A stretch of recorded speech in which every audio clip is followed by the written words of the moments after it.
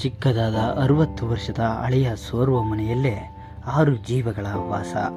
ಅತ್ಯಾಧುನಿಕ ಯುಗದಲ್ಲೂ ದಲಿತ ಕುಟುಂಬಗಳು ಕನಿಷ್ಠ ಮೂಲಭೂತ ಸೌಕರ್ಯಗಳಾದ ನೀರು, ವಸತಿ, ಶೌಚಾಲಯ, ವಿದ್ಯುತ್ ಕಾಣದೆ ಪರದಾಡುತ್ತಿದ್ದಾರೆ. ತುಮಕೂರು ಜಿಲ್ಲೆ ಚಿಕ್ಕನಾಯಕನಹಳ್ಳಿ ತಾಲೂಕಿನ ಹೊಯ್ಸಳಕಟ್ಟೆ ಗ್ರಾಮ ಪಂಚಾಯಿತಿ ವ್ಯಾಪ್ತಿಯ ದಲಿತ ಕಾಲೋನಿಯಲ್ಲಿ ಶಿವಮ್ಮನ ಕುಟುಂಬ ಬಡತನದ ಕಂಬಳಿ ಹೊದ್ದು 60 ವರ್ಷಗಳಿಂದ ಜೀವನ ನಡೆಸುತ್ತಿದ್ದಾರೆ. ಕುಟುಂಬದ ಆಧಾರವೆಂದರೆ ಶಿವಮ್ಮನ ಮಗ ಭೂತರಾಜು.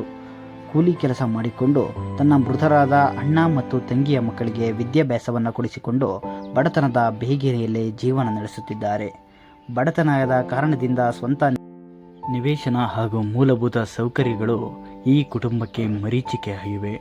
ಗ್ರಾಮ ಪಂಚಾಯಿತಿ ಅಧಿಕಾರಿಗಳಾಗಲಿ ಜನಪ್ರತಿನಿಧಿಗಳಾಗಲಿ ಇವರತ್ತ ಗಮನ ಹರಿಸಿಲ್ಲ. ಇಲ್ಲ ಉಂಟು ಅಂದ್ರೆ ನಮ್ಮ ಜೀವನನೇ ಇಲ್ಲ. ಕೂಲಿ ಕೆಲಸಕ್ಕೂ ಯಾರು ಏನಕ್ಕೂ ಕರೆಯೋದು ಇಲ್ಲ. ನನ್ನ ಕೈಲಿ ಮಾಡೋಕ್ಕಾಗಲ್ಲ ಕೆಲಸ. ನನ್ನ ಮಗ ಒಬ್ಬ ಮಾಡ್ತಾ ಇದ್ದಾನೆ. ನಾವು 5-6 ಜನ ಜೀವನ ಮಾಡಬೇಕು.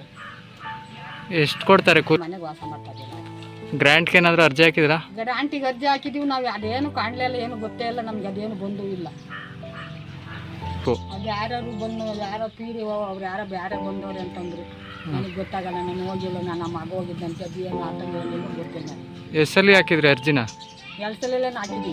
2 ಸಲ ಹಾಕಿದ್ರಾ? ರಾಜಕಾರಣಿಗಳ ಭರವಸೆಯ ಮಾತುಗಳ ಹೊರತು ಇನ್ಯಾವುದೇ ಸವಲತ್ತು ಈ ಕುಟುಂಬಕ್ಕೆ ಸಿಕ್ಕಿಲ್ಲ.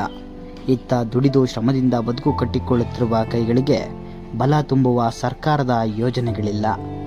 ಕಣ್ಣೀರ ಒರೆಸುವ ಒಳ್ಳೆಯ ಮನಸ್ಸುಗಳು ಇವರ ಕುಟುಂಬಕ್ಕೆ ಹೆಗಲು ಕೊಟ್ಟು ನಿಮ್ಮೊಂದಿಗೆ ನಾವಿದ್ದೇವೆ ಎನ್ನುವ ಭರವಸೆಯನ್ನು ತುಂಬಬೇಕಿದೆ.